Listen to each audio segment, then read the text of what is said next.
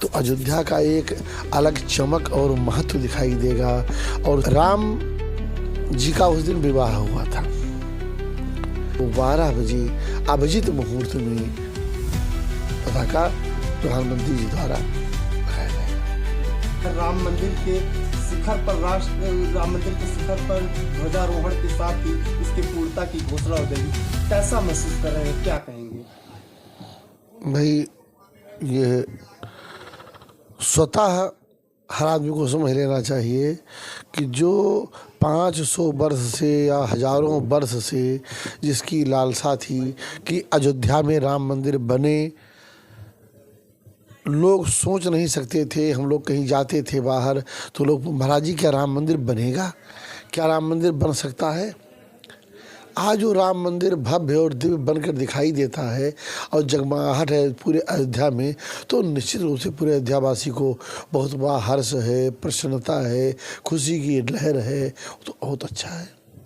अवसर होगा कि जिस दिन अयोध्या का 135 फीट ऊंचे शिखर पर ध्वजा फहराएगा, वो कम से कम 25 किलोमीटर के दूरी से दिखाई देगा। तो अयोध्या का एक अलग चमक और महत्व दिखाई देगा। और शिखर जो पताका है वो हमारे यहाँ राष्ट्रीय गौरव का प्रतीक है। ध्वजा और पताका ये दोनों सनातन में भगवान राम के रथ पर भी था। भगवान राम में लक्ष्मण जी को दंड कहा गया है। रघुपति कीरति केर पताका और दंड समान भयो जही जाका।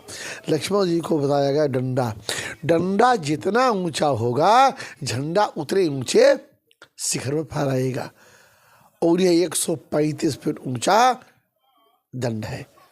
तो सोचिए, और पताका केतु का प्रतीक है। भगवान श्री कृष्ण जिस रथ पर बैठे थे, कपित ध्वज, वहाँ पताका लगा था।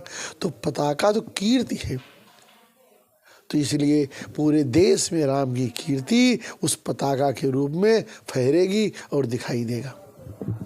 पताका बन सकता है। आज जो राम मंदिर भव्य और दिव्य बनकर दिखाई देता है और जगमगाहट है पूरे अयोध्या में, तो निश्चित रूप से पूरे अयोध्यावासी को बहुत बड़ा हर्ष है, प्रसन्नता है। राम में लक्ष्मण जी को दंड कहा गया है।